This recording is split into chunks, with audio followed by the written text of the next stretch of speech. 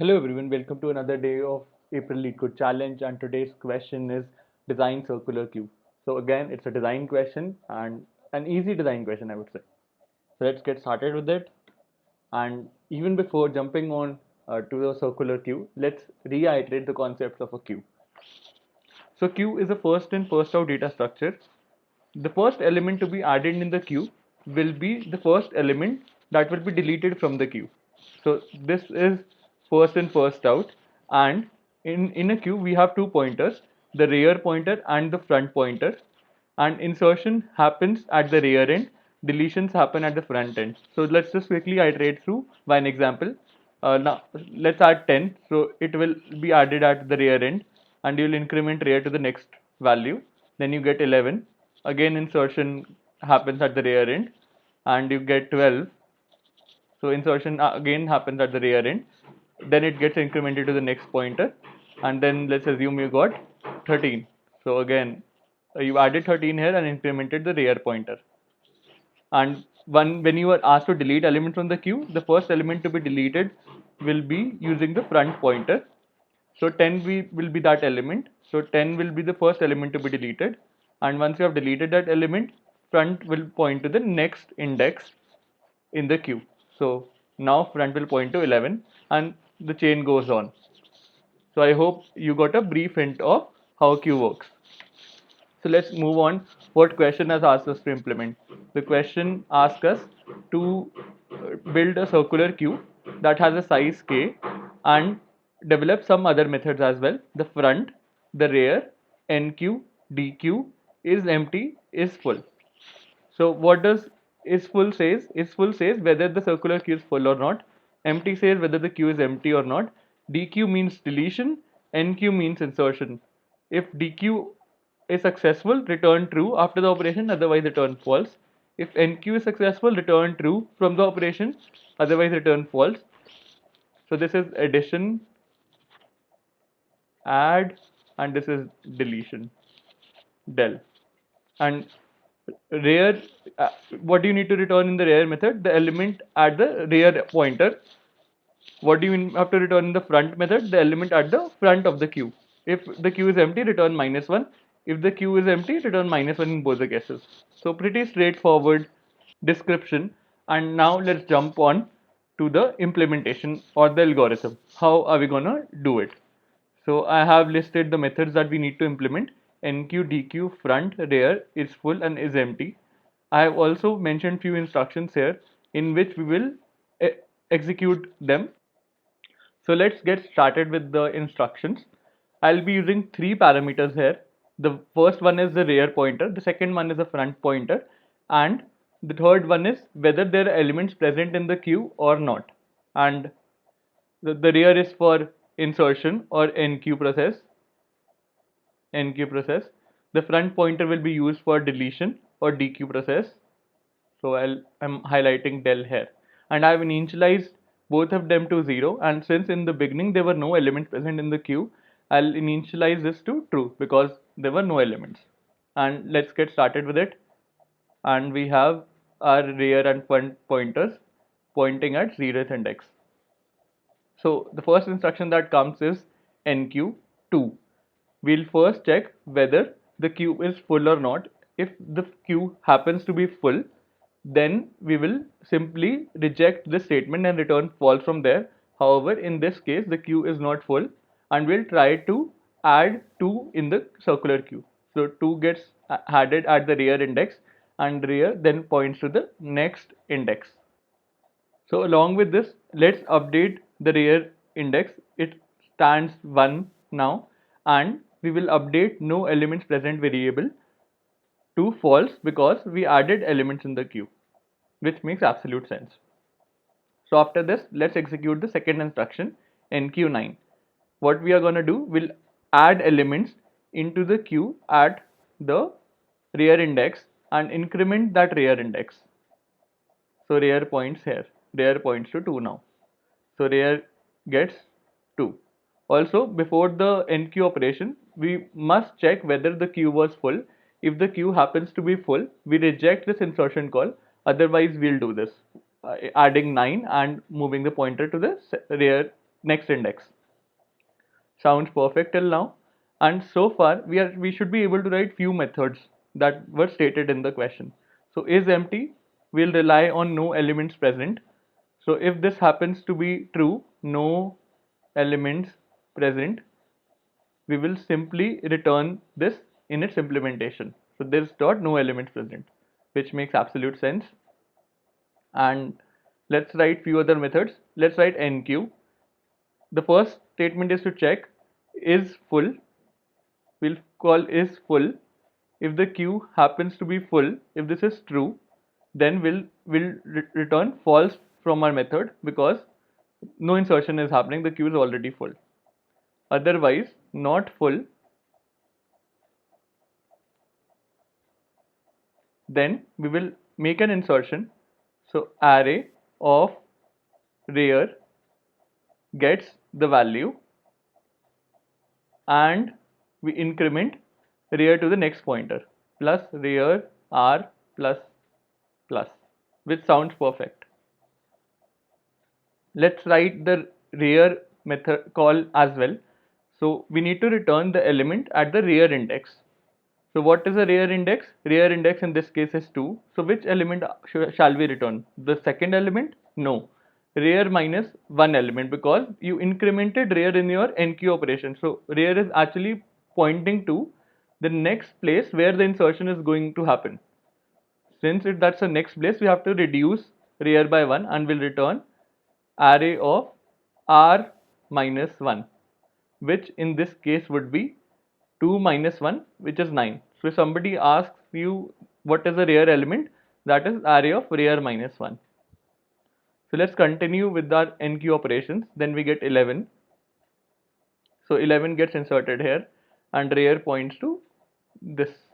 Rear goes here and rear gets 3. And let's have the next insertion for 13. So 13 goes here and rear gets this position. So this is rear right now. Rear is at 4, which makes sense. And now what we need to do, again it is asking for an enqueue operation, enqueue of 1. So what will happen? We'll insert 1 to this position since there is one vacancy still left, and rear will point to the next in the circular queue. So while doing the increment, we'll also do a modulus of the length of the total elements that are there in the queue, which in this case is 5. So while incrementing rear, 4 plus 1 is 5, modulus 5 again becomes 0. So rear points to the 0th index. So now rear gets 0 value. And it's time to write the is full check. What is the is full check? Front becomes equal to rear, rear equals to front, and we have elements in the queue. Along with this, we need to make sure that we do an AND of this dot NEP, not of NEP. That means there are elements in the queue. Why I am doing this? So this is this dot not of NEP. Why I am doing this? Why do we need this variable?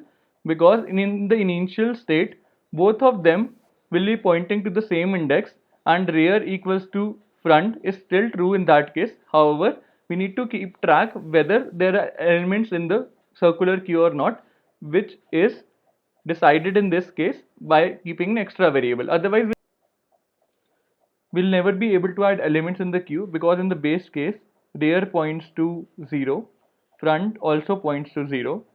Therefore, this condition rear equals to false is true there as well. Therefore, we'll have to keep another variable no elements present for keeping track whether the elements are there in the queue or not. And let me just change the color of the pen.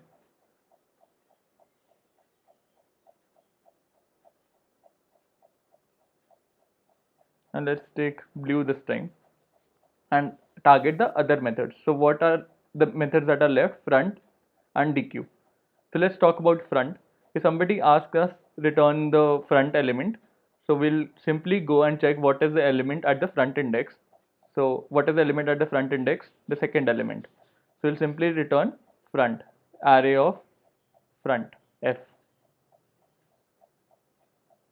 And let's try the dequeue method.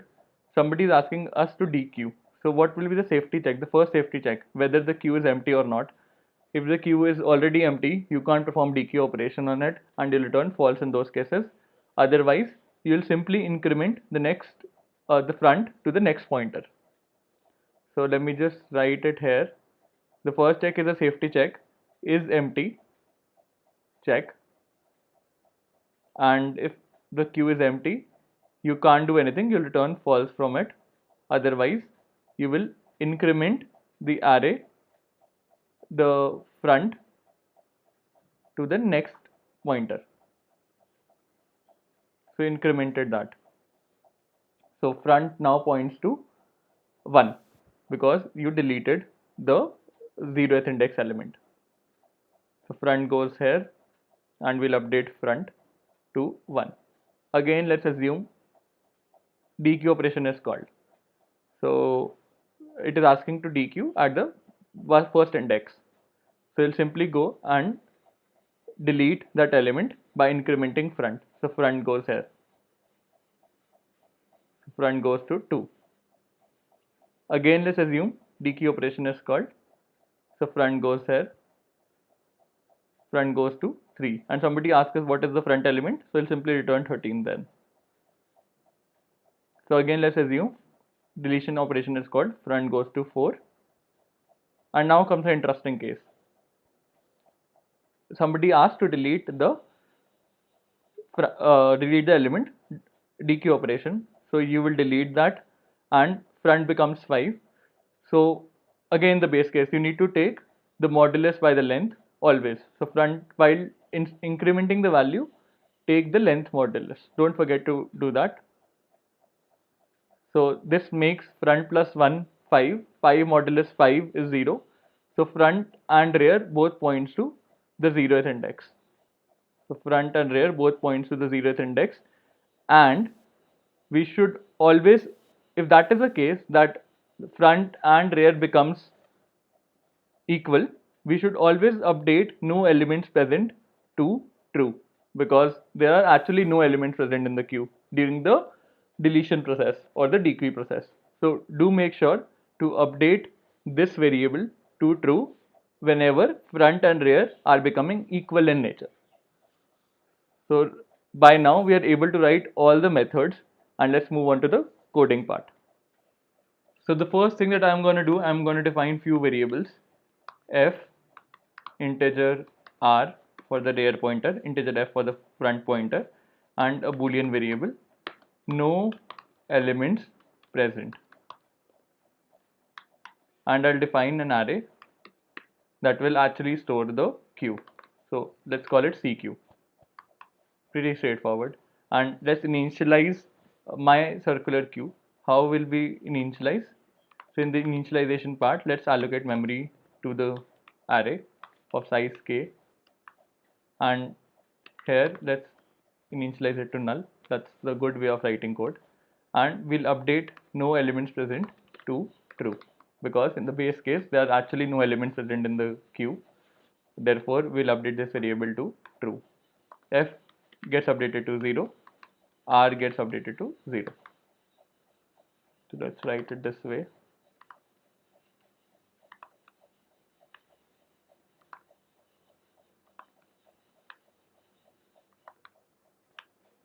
And let's write few methods.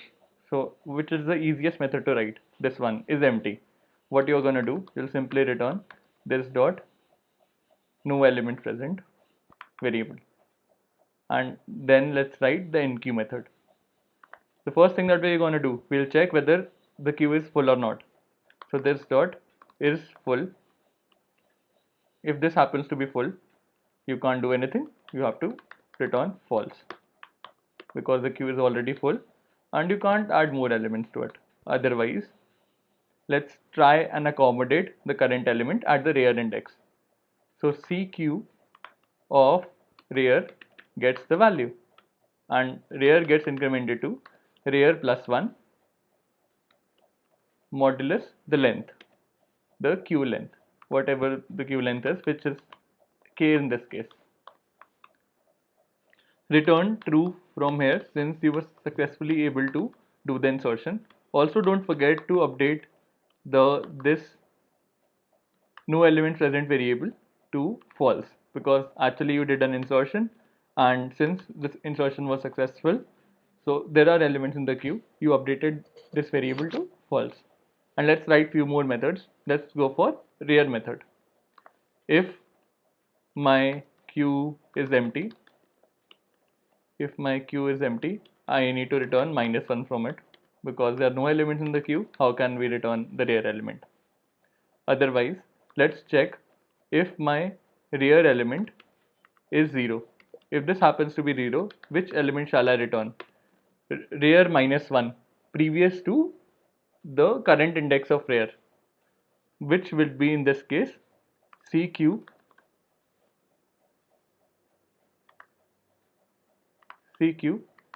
dot length -1. Otherwise, we'll simply return CQ of rear -1.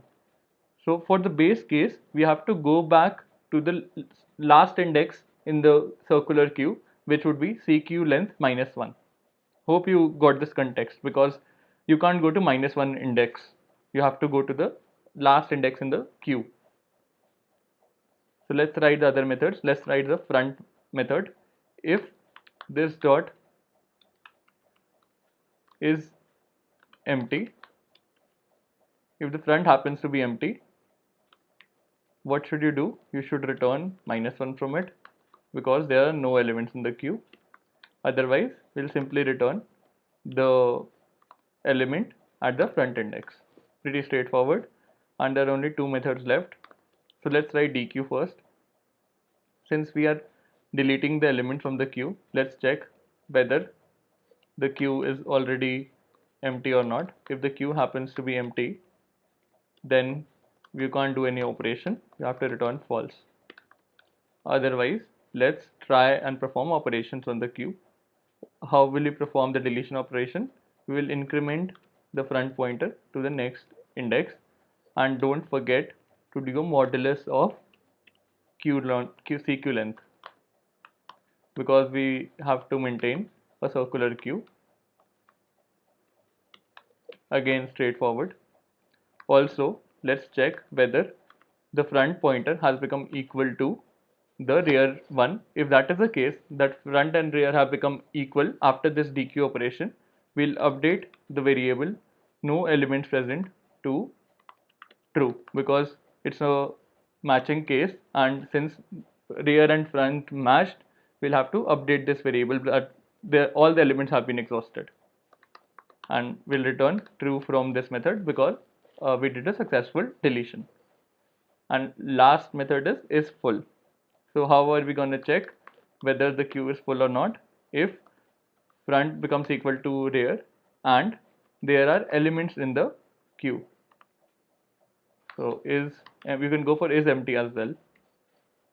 The queue is not empty, or you can go for front equals to rear and this dot no elements, not of no element present. Either of them should work. And let's try this up. Compilation error at line 20.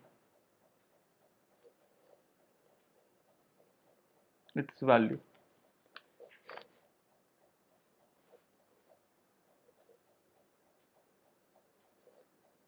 Looks good, and let me just submit it. Accepted. What is the time complexity of all these operations?